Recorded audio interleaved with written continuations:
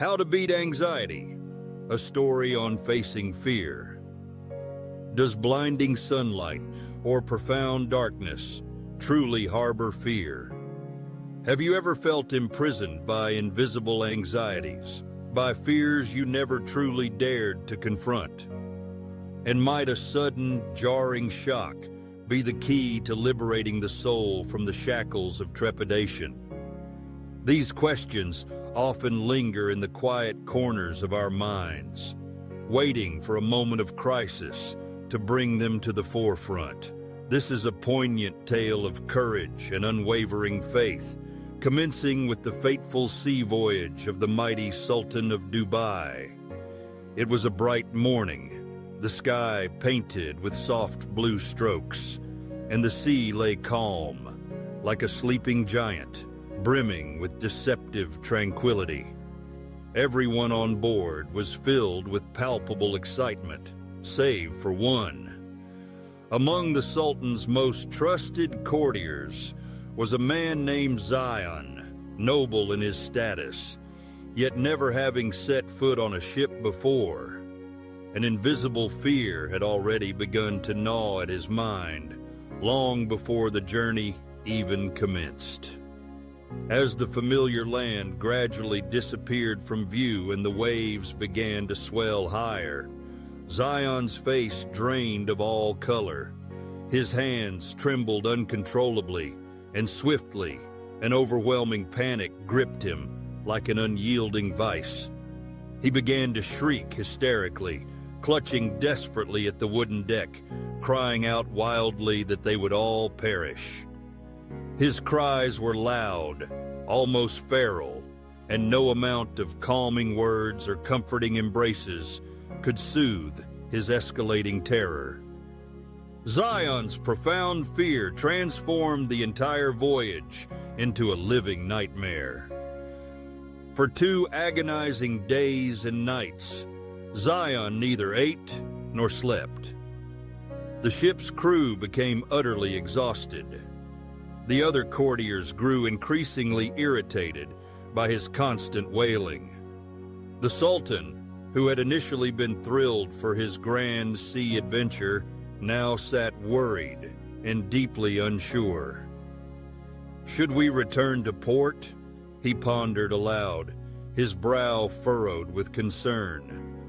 His suffering has irrevocably turned our joy into torment. Just then, a calm and elderly man named Idris, a simple scholar who had joined the journey purely as an observer, approached the Sultan with a gentle grace.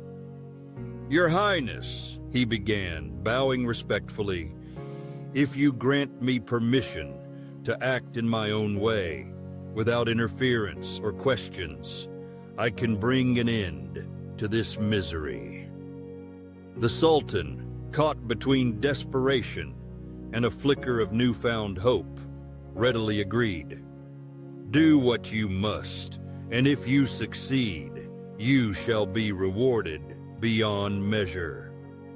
Idris simply nodded, a cryptic, knowing smile briefly touching his lips. He walked with purpose to the deck and calmly signaled to the crew. "Throw him into the sea," he instructed, his voice surprisingly steady. The sailors froze in their tracks, utterly bewildered. Was this some kind of cruel joke? They wondered in stunned silence. "It's the Sultan's order," Idris added firmly, his gaze unwavering. "And you have my word. Trust me." Reluctantly, with heavy hearts, the crew grabbed the shrieking Zion and tossed him unceremoniously into the cold, dark, unforgiving waters. The vast sea swallowed him whole. Moments passed in a terrifying silence. Then he resurfaced, flailing wildly and coughing violently, screaming louder than before in pure terror. He sank again, pulled under by the dark depths. The sheer horror in his eyes was unmistakably real now, no longer an imagined torment. He fought desperately for breath, his survival instincts kicking in. Panic transformed into a primal fight for existence. After a few agonizing, terrifying moments, Idris shouted, "Pull him back up!" They dragged Zion back onto the deck, soaked, shivering uncontrollably, but miraculously alive. Something profound had fundamentally shifted within Zion.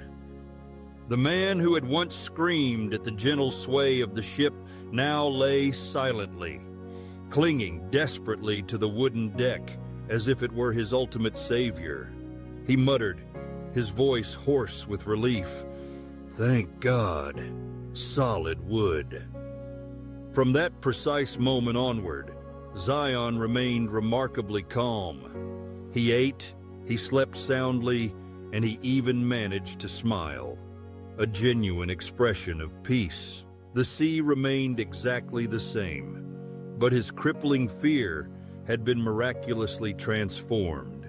The remainder of the journey was peaceful and filled with the gentle sounds of laughter under the warm, golden sun.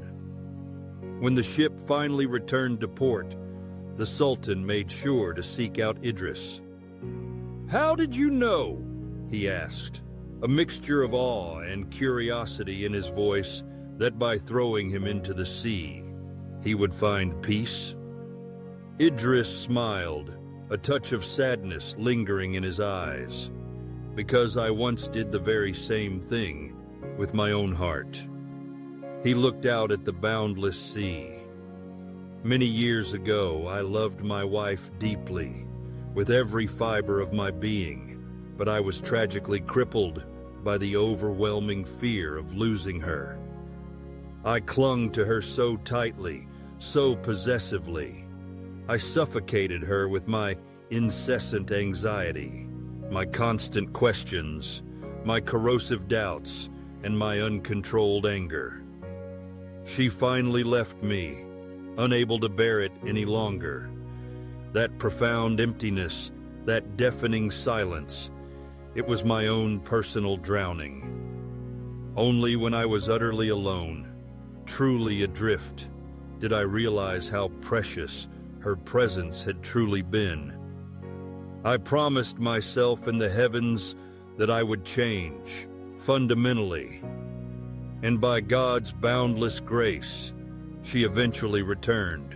Moral lesson: some fears, the most insidious ones, can only be truly understood and conquered when we bravely face them head-on.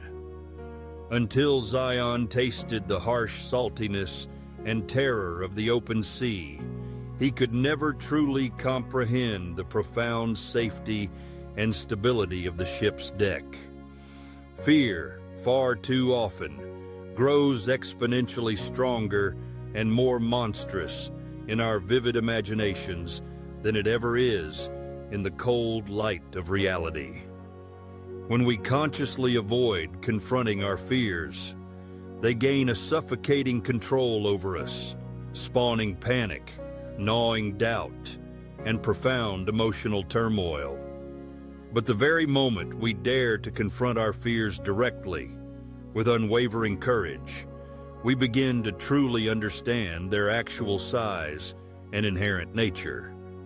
It may shake us to our very core at first, but it also relentlessly teaches us invaluable resilience, a newfound appreciation for what we have, and an untapped inner strength. Just like the courtier who only realized the true safety of the ship after tasting the raw terror of the vast sea, we too learn to profoundly value stability only after we have faced the unsettling depths of instability. Sometimes life, in its infinite wisdom, throws us into deep, churning waters, not with the intention of drowning us, but rather to teach us how to truly swim, to navigate the currents, and to powerfully remind us of the immense strength we never even knew we possessed within ourselves.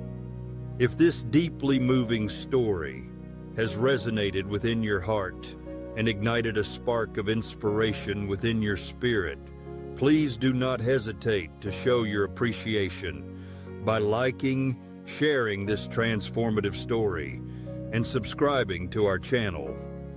Your support helps us share more tales that truly touch the soul.